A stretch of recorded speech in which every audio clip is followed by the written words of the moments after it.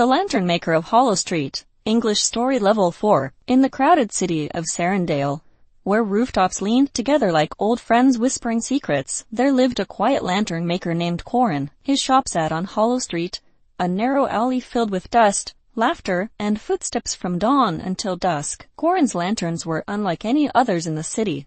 They glowed with soft, shifting colors that felt almost alive. Children often pressed their faces against his shop window, mesmerized by the dancing lights within. What the townspeople didn't know was that Corin used something special to craft his lanterns, drifting fragments of forgotten wishes. These tiny sparks floated through Sarandale every night, invisible to most people, but Corin, with his gentle eyes and patient hands, could see them clearly. He collected the sparks carefully, placing them inside delicate glass frames, allowing them to shine once more instead of fading into nothing. One stormy evening, as the wind shook the shop shutters, Corin heard a soft knock at his door. When he opened it, a shivering boy stood there, no more than 10 years old. The boy introduced himself as Fen and explained that he had lost something important, his mother's last wish. She had whispered it on her final night, but Fen had been too young to understand. Now, years later, he hoped Corin could help him find it. Corin felt sympathy tighten in his chest. He invited Fen inside and lit several lanterns, filling the room with warm, moving colors. Fen watched them closely,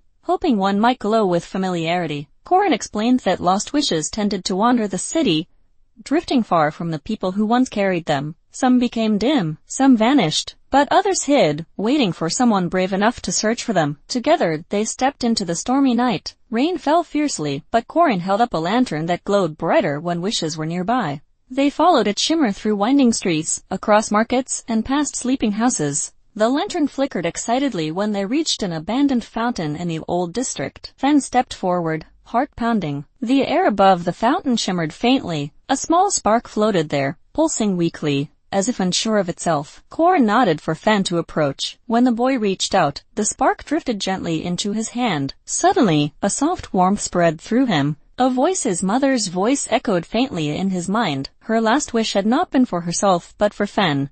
That he grow strong, kind, and fearless in a world full of challenges. Tears filled Fen's eyes, but he smiled. The wish settled in his heart, glowing brighter than any lantern Corin had ever created. Corin placed a reassuring hand on his shoulder, reminding him that wishes were never truly lost, they simply waited to be found. The storm eased and the sky cleared, as though Sarandale itself were relieved. Fen returned home with the lantern maker, promising to visit often. Corin continued crafting his magical lanterns, but now he had an apprentice, one with a heart bright enough to guide even the faintest wish home. And on Hollowstreet, the lanterns shone more beautifully than ever before, each one carrying a piece of someone's hope back into the world.